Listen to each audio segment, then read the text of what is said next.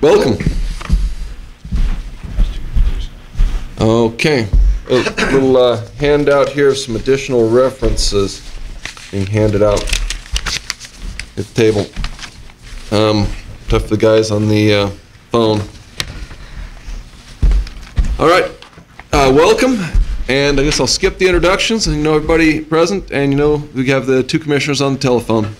If you could please explain to the commission why you should be the director of the Department of Wildlife, what your qualifications are, and provide us with any other information that we may need to know in making a decision. This is my 32nd year as a wildlife professional. I started out with the Department of Forestry in California as the first wildlife and range ecologist. I worked there for about 7 years. Moved on to Cal Fish and Game, where I spent till 2007 working in a variety of positions. I was the statewide deer program coordinator for, I think, 12 years. I moved on from there. I did a stint in the field and was a field supervisor for almost 2 years, responsible for the biological functions in the northwestern part of California, which was a great assignment out of Yountville. In that deer program coordinator position, I was responsible for all the deer management issues, data collection, research, as well as the administrative aspects of it. I moved from there to the Oil Spill Prevention Response Organization, which was a little bit different than what I had been doing in most of my career, but it gave me an opportunity to manage the wildlife biologists all throughout the state that were responding to oil spills and doing all the wildlife assessment work. One of the things that opportunity provided me was to be able to work with very large budgets in the legislative system, with the legislature, as well as all the political things that come along with that. And I did that I started out as the field supervisor for a couple of years. Then the chief scientist retired, and I was able to promote into that position, and was there for, I think, a total of 7 years. And then I moved over and I was assistant deputy director for about a year or so, and then had the opportunity to come here to Nevada, and have spent the last 4 years as the director of the Nevada Department of Wildlife, basically doing all the functions and responsibilities of the director. It's been a great experience, and I think we've accomplished a heck of a lot of things, a lot of positive things in the face of the worst budget situation the state's ever faced. When I came here, as some of you know that were around at the beginning, the department was in financial, I wouldn't say ruins, but we had some very, very serious problems from a fiscal perspective. Morale was, what I could determine, was almost at an all-time low. And so I think over the last 4 years, given the constraints that we've had to deal with, we have resolved those budget issues. We have a very robust and functioning fiscal shop here in the department, and filled some critical positions, and I think that we've been moving in a real positive direction. Excellent. We've got some questions from commissioners. First, Commissioner Capurro. Thank you, Mr. Chairman. Ken, you look like you're dressed to go to a wedding today. Well, if they call the legislature a wedding party. Yeah, they don't exactly like you showed up in jeans and the tennis shoes. No. In fact, if you see absence of a number of people here, we've got a number of folks here. This is the big day. Because if things don't get passed through committee, they're dead at this point. So. Ken, would you describe your management style and philosophy of holding people accountable with consequences for their actions or inactions? Overall, my management style is more of a collaborative. Certainly provide leadership and direction, but I've learned through time that no one person is as smart as all of us. So I always try to get staff input. That being said, I make sure that all the employees understand clearly what their roles and responsibilities and duties are. Everybody can make a mistake, and you certainly need to make allotments for that. But I think I have a reputation for being a pretty nice guy, but serious as a heart attack. If we have a situation, and we've had Fortunately, here in NDOW, we don't really have a lot of personnel issues, but those personnel issues that have popped up, we've dealt with them with my instruction very objectively and very quickly. We don't let things. I don't want things to linger. One thing I found too is that when you have a problem with employees, oftentimes you have to ask. First of all, I ask my supervisors, well, do those folks that you're currently having difficulties with really clearly understand what's expected of them? Because oftentimes you have to ask yourself, have I really relayed the information? Have I given good enough instructions and direction for them to basically to achieve success? If the answer to that is yes, you try to develop a program where that they can succeed. If it's a matter of training or lack of experience, those things are pretty easily dealt with. In the state system, which I know is very frustrating to people outside the state government, to fire someone is not like it is in the public sector.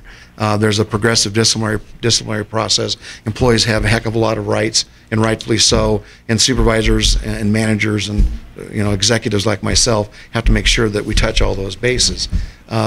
Given the breadth of that, I think that my track record speaks for itself. Those that deserve disciplinary action have received it, and those that needed improvement but can improve themselves have been given that opportunity. Commissioner Kevin. Thank you, Mr. Chairman. Welcome, Mr. Mayor. Welcome. Mr. Ken. Thank you. If you are appointed to lead this department, what is one issue that you would give the highest priority, and what would be your approach to resolving that issue?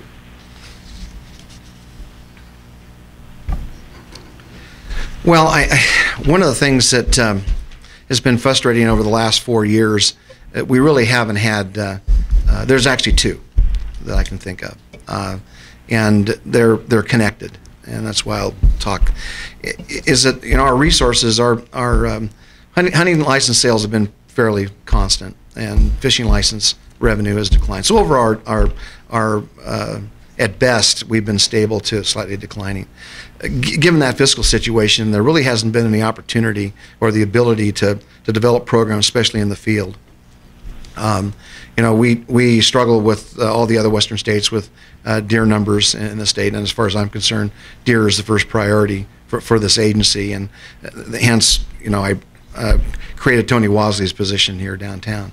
But I think that while we finally got the organization together and functioning well, I think that one of the issues that we don't have enough help and enough worker bees, if you will, out in the field, and especially in the game end of things, working on the deer management issues. I think we know there's a lot of things we don't know. There's a lot of things we do know, and we really haven't had the financial resources or the human resources to really jump on that. And so I'm hoping that some of the fiscal initiatives that we have currently in place, and hopefully what's going to be coming in the future, be able to build that base, have that opportunity of those dollars, and start building more at the field level and creating more opportunity for us to do resource management on the ground. So are you referring to data collection and that sort of thing? Yeah, I think it's a combination. Or True. Surveys, or? Yeah, I think that being an old deer biologist, if we take a look at what we're doing and how we're doing it, I think there's probably a much better way to go about it. And you don't turn a tanker on a dime. I hate that to say that, but in working with Tony and Larry, the chief of game, I think we need to take a hard look at how we're collecting data, and I think our modeling capability is very good. We need to broaden that. I think we're lacking a little bit. In the old days, the local biologist, the unit biologist, was really responsible for all their data. I think we want to get back to that and provide them some help. We don't have any technicians anymore. In the old days, there was technicians that would help collect some of these data, put data in data file, those kinds of things. So I think we need to provide some. We have some of the. We're recognized as having some of the best biologists in the West, and clearly, and as I travel around and what you read, I think we're recognized for that as well. So I think we need to put more emphasis there. And given the resources, that's why I linked the two, that's kind of where I'd want to focus next. Thank you. Charlie Howell. Mr. Mayor, what do you feel has been your best accomplishment in regards to wildlife, and the area where you have been most frustrated in advancing your goal? Well, there's really two factors in there. I think that when I came here, we didn't have a fiscal shop. Folks in the field didn't know how much money they had to spend. We had no real way of tracking what we were spending. And since then, we put together a fiscal shop, and now we have a deputy director that oversees that, and we're not getting audited and getting black marks for misappropriating dollars or not bringing those dollars in from the federal side of it. One of the things I'm proud of is that after taking a period of time to evaluate, what the structure of the department, I filled a number of critical positions in the department to kind of get us whole. One was the predator position that was they thought was gone. We found it, resurrected it. We hired somebody. Unfortunately, they left. When we're looking at re-advertising for that, we brought a staff person in to really focus on. We had one person doing deer, elk, sheep, antelope. That was Mike Cox, without any help at all. So now we're going to be focusing on the deer aspect of it. So the fact of the matter is we have the parts together. The other thing is that you take a look at when I came on board, the predator fee, we were spending about $230,000 a year of the $400,000 that was being collected. Now we're spending in the last 4 years almost all of it. In fact, it's oversubscribed at this point. So we're doing good work in there. Of course, you all know what's happened with the Heritage Fund, and we're spending quite a bit of our resources there. I think that has brought some balance to it. I think that we have the inner workings ready to go here, and if we can find some more cash and start, like I said earlier, putting more emphasis on the ground and more field troops, I think we're going to be better off in the long run. My follow-up. I didn't hear the answer about where you've been most frustrated in accomplishing the goal. Well, where I've been the most frustrated is this budget situation has been unbelievable. And trying to, it's one thing to have a good idea, a whole other thing to try to get it implemented within the system, especially if you don't have the dollars. And we've had, from one governor to the next, the mantra has been about the same. Working with the legislature, you have a good idea, you try to move things forward. Then there's certain criteria that you have to live within, and so a lot of those good ideas really don't get realized. So it's been frustrating from that perspective. In a perfect world, we'd be able to lay out an agenda and a program and be able to accomplish those things if we were in control of our own destiny. So that's been pretty frustrating too. And I'll be quite frank, the rancor between the department and the commission has been frustrating as well, because we need to be on the same sheet of music, quite frankly. And I'm frustrated at times when the department is painted, not necessarily by you guys, but others, that say we're anti-predator management, when far from the truth. But what we're always trying to strive for is a balanced approach, where there's habitat considerations, which are very expensive to implement, as well right along with it with the predator stuff. Thank you. Vice Chairman Lynn. Mr. Mayor, I want to welcome you. Two parts to my question here. Describe how you would relate and work with the commission on long-range goals between the commission and the department, and describe how you would cooperate with the commission regarding their budget requests and policies, even if you didn't agree with some of their concepts, and also give us your definition of the role of the commission. Okay. What was the first part? I can repeat it.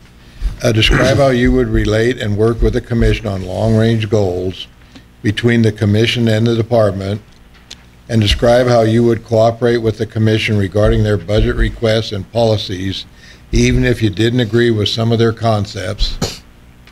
And also give us your definition of the role of the commission. Okay. Let me start at the bottom first.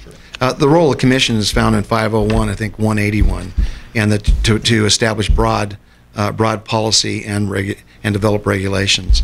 And the dual system works. It has for a long time, and I think it will stand the test of time. And I'll give an example of that. The commission's policy is that we're going to plant fish in the state for the sportsmen to fish. It's the department's responsibility to determine which species, where to put them, when to put them, the operational aspects of it. And I think working together in that two sides of the house makes all kinds of sense, and I think that's what we've been striving to do. From a strategic long-range perspective, it's been a long time since the department published its strategic plan. And it seems like in the last, I've been director 4 years, and now acting director, seems like we're getting the wheels on the car. We had a few flat tires along the way. We got those fixed. I think we're ready to go and move in the right direction. I think it's probably time to revisit that strategic plan. And the first part of the strategic plan development would be to be working with the commission to look at what is currently in place. Take the opportunity to ask the commission and try to find out what it is where you want to go. Well, certainly want to get input from our field folks and leadership team about where they want to see the department go. And I think there is a way for us to pull this all together. I think stepping back from that, we also need to understand the reality of the changing society and where wildlife management seems to be going nationally, and where do we fit into that? So I think that in the context of redoing our strategic plan, I think that's a great mechanism for bringing us together to one cohesive plan of attack. And maybe I can answer part of if the director or I didn't agree with the policy thing is part of the next third part of the third leg of the stool here. You know, the way the NRS is currently written, it's very difficult to incorporate and to include the commission in the budget development process, because I can tell you that things are changing on an hourly basis while that budget's being developed. We're also living in a world where the governor's office gives instructions to its cabinet members, its cabinet level agencies like this, that the budget is the governor's budget till the governor tells you it's not. Now, we've struggled at times whether that can be shared with the commission or not, and I've gotten mixed answers. Depends on how far along in the process, because you can imagine if the things that are talked about at the governor level are talking out loud, if that got out and it never comes to fruition, that can cause problems. So the governor's always worried about those preliminary things. But we need to take a better look at maybe changing NRS to provide a better way for the commission to interact in the development of the budget. It's a huge undertaking, the budget. And so I'm a little frustrated with that, because oftentimes you'll find us providing you something, you know, at the 11th hour, and that really doesn't give you an opportunity. The other problem is the cycle of the commission meetings. I mean, if you're only meeting 7 times a year, 9 maximum, it's a month apart, a heck of a lot of work has gone in that month prior to the commission meeting. So I think we probably need to sit down and figure out a better way to be able to get your input into generic things, not get so hung up in the nuts and bolts and the ticky-tacky aspects of the budget, to be able to get your flavor onto the budget. As far as, you know, there's a number of policies that are currently on the books that I don't agree with personally and professionally, but that's never held me back from, or this department back from implementing those, okay? Now, obviously, if I'm asked to do something illegal or unethical, I have a problem with that.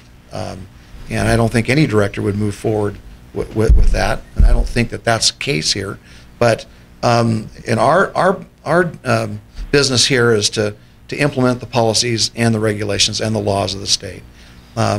And so I don't really, maybe there's a perception that we haven't implemented certain policies, but I would challenge you to point to some of those. And I tell my staff all the time that whether we like it or not, the commission is, by statute, responsible for setting broad policies. The problem and the rub gets when the policies start to cross that line from a policy to actual operational aspects and how you get things done on the ground or get things done within a program.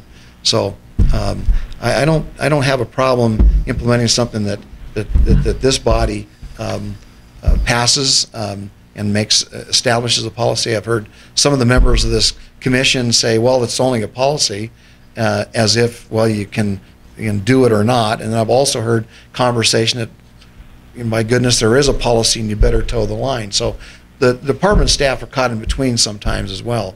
But it's always been the instruction in my office is that we're going to implement those policies whether we like them or not, and that we're going to hope that if there's difficulties with it, it's going to come out with the CAB process, which, quite frankly, I think's one of the best in the nation.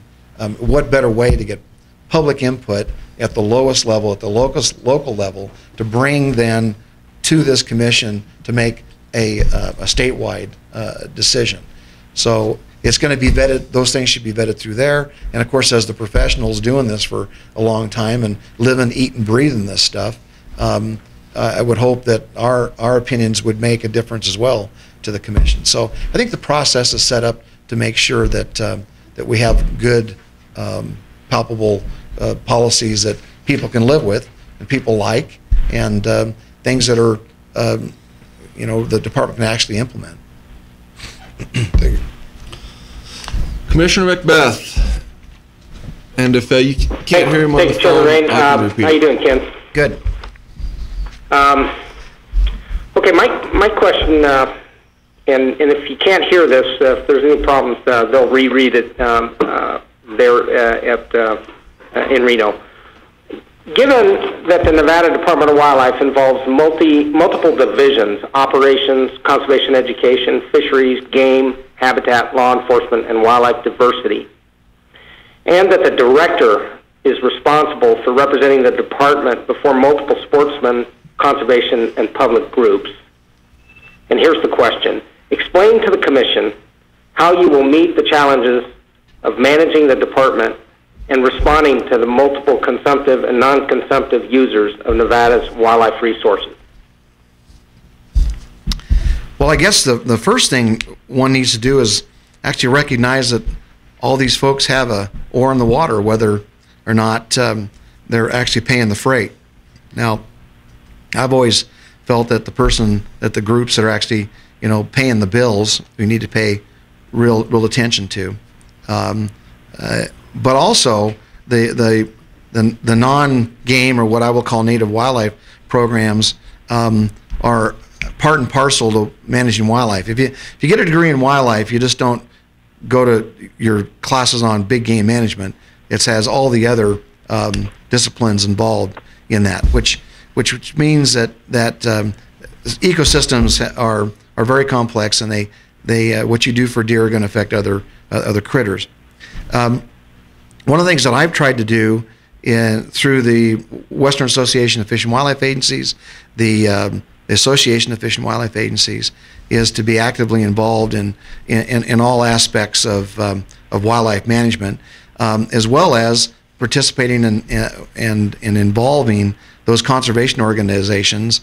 From the Sierra Club, the Audubon, they have equal access to me, this director's office, and this leadership team of the department, as any sportsman group does. And we're constantly trying to make that balance between, being just a hook and bullet organization and being an organization that also looks after, the other non-game wildlife. In fact, a good example, the Tina Nappy and the Sierra Club group came and said, we want to, they didn't ask for a bigger voice in what we do, but they wanted to share in actually supporting the department and our wildlife management programs. And I worked with them, as well as our leadership team, trying to draft some legislation that would actually find a way for them to play and to pay. So I think it's a nonstop. I mean, we cannot cut off everything. If you can't hunt it and eat it, that doesn't mean you can forget it. And quite frankly, I'll tell you that if we don't continue to do the diversity work, if you will, that what's going to happen is that there'll be those species that we're not paying any attention to that'll become butterfly in Mount Charleston. It could be the pygmy rabbit. It could be any one of a number of non-game or even game animals that we're not paying that close attention to that is going to get listed by the service. And next thing you know, the habitat improvement project that you want to do for deer, for instance, you won't be able to do it because it's going to have a negative effect on those native wildlife, the ones that may be listed by the service as threatened and endangered. Sage grouse, we're currently hunting sage grouse, and that's in everybody's mind. But quite frankly, it's some of those other species that we're not focused on that's going to sneak up and bite us if we're not focused on it. So I'm very proud of the fact that the sportsmen pay $3. I pay it proudly as far as our habitat conservation fee that goes into doing habitat work. That's really the sportsman's contribution, I think, to native wildlife, because the improvement of habitat, affects all species. But we need to continue to do more of that stuff. And the other thing that we're doing that I'm very, very keen on is that we're of course, we're using the dollars from the state wildlife grant with our federal dollars. We're matching those with general fund dollars, which we have a little less than $500,000 this year, to do those wildlife surveys, and we're continuing to do those. I think the legislature and the governor's office has recognized that that's quintessential to the business that we're doing. That's why they haven't cut us anymore, frankly. I think I made that case, and I made it fairly well. That's why they're not messing with us anymore. We're down to I told them we're down to the critical mass here. So I think it's in part a great question. It's a balance between finding those dollars to do the non-game work and giving as much attention as we can, and also considering and recognizing the sportsmen are still really paying the freight. Thanks, Ken.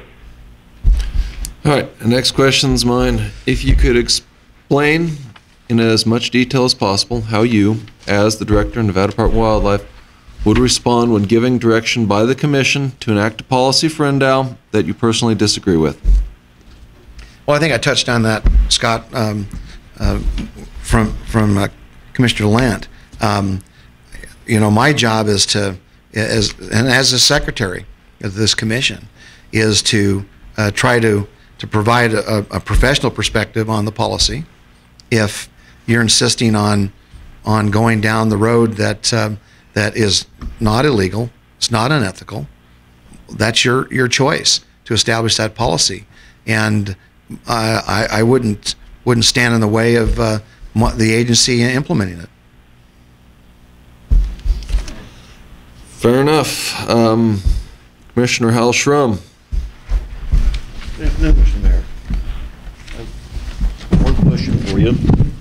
I have one question for you. Do you feel that the current low number of deer is due to habitat or failure to do predator control, and what needs to be done, and by whom, and how long do you think it might take? Well, the one thing you learn as a professional wildlife biologist, that these systems are very complex. They're multivariate problems, and there's not a univariate answer. I don't believe it's all habitat. I don't believe it's all predator. I don't believe it's all just one thing. I think it's a combination of development. It's in places where we're predator limited. We need to be doing effective and measurable predator management work. Obviously, driving around in your vehicle shooting coyotes is not going to get you anywhere with trying to improve the deer herd. Okay, but where fawn numbers are low and there's an overabundance of predators, you need to be focusing doing predator work. Right along with that, with with habitat. You know, I was involved in probably one of the longest term deer and lion studies in North America. I funded it for 10 years as the deer coordinator, and I learned a lot from that. And I was pretty well convinced lions were eating all the deer, and they were eating a lot of deer. There's no doubt about it in the Round Valley. But one of the things, and I was shooting 40 deer. My team and I shot 40 deer every spring. And what we did to those deer, we necropsied them, and we looked at fetal rates. We looked at body condition from a whole series of fat stores with mesenteric fat, kidney fat, liver fat, on and on. And we also did habitat measurements. So we knew what kind of bitter brush growth we had from year to year. And one year we had one of the worst deer body conditions that we'd looked at over the 10 years that I was there. And I mean, you cut the femur bone, and you could almost pour the marrow out. It was like strawberry jam. So that's the last thing an animal or even a human metabolizes before they starve to death is your bone marrow. Okay, so they were right on the tipping edge, quite frankly. And we had one female lion and her 2 cubs. I think they killed 7 deer in 2 days. And it was basically, they walked down the road, and we had them telemetried, and we're following them, and every deer they came upon, they killed. And you think, wow, if that's the only year you looked at, you would have thought lions were killing all the deer, and that's what the majority of the mortality. The next year it rained. We had leader growth 7 or 8 inches long, and the bitter brush. Body condition improved markedly, and the predation rate dropped about half. And it was related basically to those deer were strong enough, fit enough to be able to avoid predation at some level. Were lions still affecting those deer? Absolutely. Was habitat important? Absolutely. So if you wanted to grow that deer herd, it was obvious to me from actually being there watching it, getting my hands dirty with it, that we needed to be doing that habitat work year in and year out to take advantage of Mother Nature, and at the same time doing that lion work, and that was before Prop 117. So we were actually could manage lions in California, and coyotes weren't that big of an issue in the Round Valley as a predator of deer. So it's really a combination of things. I think in this state, we've got some units that our deer herd is looking pretty good, and you'll see tomorrow with some of our reports on the fawn ratios. You have areas like Area 6 where you've got wonderful summer range. I'm not sure there's anything we can really do to the summer range. The winter range is burned up, as you know, and that herd is starting to increase on its own as we're recovering that winter range. But because the winter range is actually limiting the number and the quickness, the speed at which that herd is recovering, killing all the coyotes in the world in the winter range is really not going to see a real demonstrative increase in that deer population. Should we be doing predator management? Yeah, you bet, as long as we put it in the right place. So I guess my answer to you is that it's not a simple answer. It's not a one answer. It's a combination of things. And what I've asked our folks to do, which I have a lot of respect for the professionalism of our biologists in the field, that if we're going to do this predator work and we're going to spend this hard-earned sportsman's money, let's put it in a place where we're going to get a bang for our buck. And so who should be doing the predator work? Well, I think what we need to be doing, instead of fighting over this stuff, is the commission obviously has given direction that they want to see more and more of that. Our biologists may differ, quite frankly. They may want to put their emphasis other places, but we have lots of money. $1.2 million the last 2 years is going into predator work. Okay, so what I've asked them to do is let's make sure we put it in the right place. And I think that's a combination of wildlife services. They don't, and I made the comment at the last commission meeting that their expertise is doing predator control. There's nobody better than them. We couldn't do it better, nor would we even attempt to. What we do well is the population survey, the population estimate, habitat restoration kinds of things. And so Wildlife Services needs to be doing that predator control work as directed by the Department of Biologists, and at the same time, we need to be putting that money on the ground for habitat restoration. And it's going to take all of us focusing on the improvement of that deer herd in order for us to get there. All right, Commissioner Vogler. I just have one question. What's your opinion of the mandate of multiple use in the Taylor Grazing Act? Well, the Taylor Grazing Act was a great piece of legislation. It was back in the 30s, Teddy Roosevelt. Taylor Grazing Act did a lot of... No, it was 1908. Okay. Then, then in 1930-ish, and then what FLPMA was after that in the 70s. I think that that Taylor Grazing Act is a great piece of legislation, and quite frankly, I hope that that something doesn't happen through the wild horse debate that somehow weakens the Taylor Grazing Act, because it basically does recognize what multiple use is all about. It well establishes a livestock community and identifies the rights of livestock operators.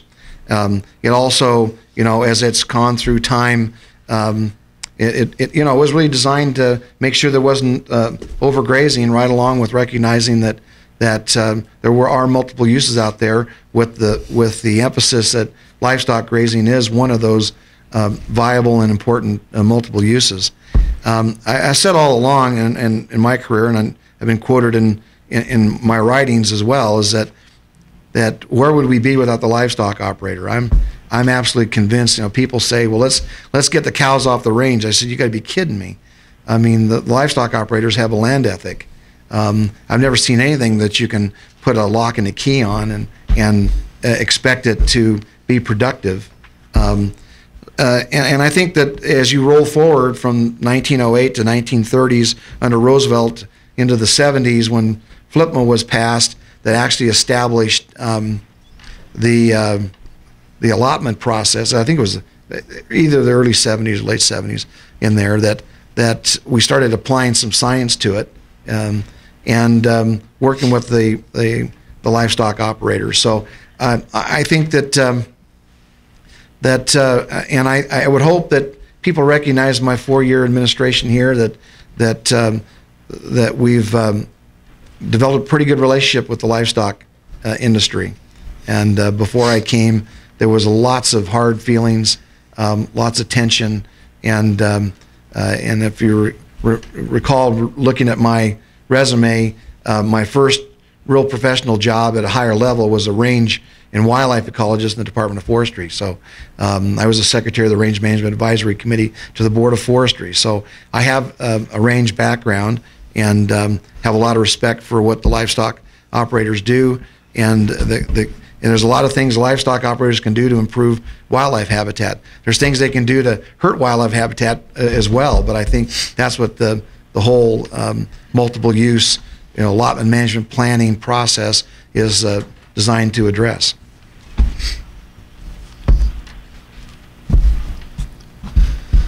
All right. And last question, Commissioner Wallace. Thank you, Mr. Chairman. Welcome, Ken. My question, considering the current statewide budget crisis and the loss or reduction in general fund revenue, how would you propose funding non-game and other programs without the use of sportsman's dollars? Well, that is the national question of the day. And I can tell you that going to the OFWA meetings, that there is no answer from any agency director that I've talked to, and we have quite a bit of debate about this. Now, if you go to Missouri has they get a portion of sales tax that generates about $100 million a year. That would be great if we could do that in every state, but that's not on the cards. I think that if you notice in the budget wranglings, that SWIG was zeroed out right along with NACA and a variety of others, but it looks like it's going to get funded back to the same level. I think what we're doing here in this department, we have the license plate we think it's going to generate $200,000 to $300,000 a year. One of the things I talked to the Sierra Club and the Audubon Society about is whether, their idea of paying the conservation fee to access our wildlife areas, whether we should be working on a collectible stamp. But what we need is a multifaceted approach to try to get the general public to pay. The problem is most of the general public believes that they already pay for wildlife management because of their taxes, their federal taxes, not state taxes in this state, but other states. And when you tell them that they don't pay general tax revenue to the department to do wildlife management, most of them don't believe that, that you're telling them the truth. I think we also need here lack of any strong constitution on the part of the legislature or the governor to tax the general population to generate those revenues. I think we're basically stuck working with these conservation organizations to try to find creative ways to generate money from them. I think our predictions are that if the conservation fee is required for people to access to go birding in our wildlife areas, that we might generate $20,000 to $30,000. That's a far cry from the $300,000 to $400,000 we generate from sportsmen for the conservation fee. The other thing we haven't really tapped into that I'd like to work towards establishing a position to really look at grant money. The Archery in the Schools program, which has been a smashing success. 2 years in Clark County, I was able to get half funding for a position from the Archery Trade Association. We had 8,500 kids go through that program this last year. #1 in the nation. #1. I think we had 26 or 27 schools first year. It's a real credit to the people we got down there, but also just the energy from the volunteers and the schools that we're working with. What I've asked them to do, as an example, to look at educational grants that are not designed for wildlife or the kind of work that we do, but more towards physical fitness, staying in school, developing people's, just overall stature and the performance in class and those kinds of things. I think that we're missing the boat. I got to believe that there are other grants out there that we can tap into. So once again, I minus some kind of a referendum where we have a Q1 or a tax of some sort, I think we just need to get busy and look in every corner to see where we can find more dollars to benefit that. Bobzian's bill, Senator Bobzian, on the energy side of things, it's finally got some traction. And here just the other night we were at a hearing, and every one of the green energy companies got up and either supported it or were neutral. And I was told this morning that all the energy companies are now supporting it to where they would be taxed. They would tax themselves up to $100,000 per permit. That those dollars would come to the Department of Wildlife to do the permit review, environmental documentation review, and actually do some survey work that we could feed into that whole federal NEPA process. So they understand that in order to get green energy in this state, to stimulate the economy, certain work needs to be done. And as it was pointed out to them when they said, well, the NEPA process will take care of that and the high-priced consultants will take care of that, it was pointed out to them that where do they come for their information? They come to the Department of Wildlife. And if we don't have the financial resources to do that. So I'm hoping that it'll be a public-private partnership to build those budgets to do the non-game work. Thanks, Ken. All right, that's all of our questions. Thank you for coming here today. And if you have any additional comments that you'd like to leave the commission with? No, I just accept it's been a real honor and a pleasure to be director for 4 years. I was honored to be asked by the governor to come back and serve in the acting capacity, and I'm looking forward to another 4 years. Then you'll be done with me, because I'll probably be ready for retirement at that point. But we've had so many difficult times from a financial perspective in the last 4 years. It would be certainly nice to finally get on our feet, to be able to start working and developing some programs that we really have been unable to do. And I think that we've got the organization together. I think we got the right people. And I think we have the will, and I'm looking forward to doing this for this next term. Excellent. Thank you very much. We'll have a recess until 3:15. Remember, everybody, keep your questions and don't discuss it outside of the room.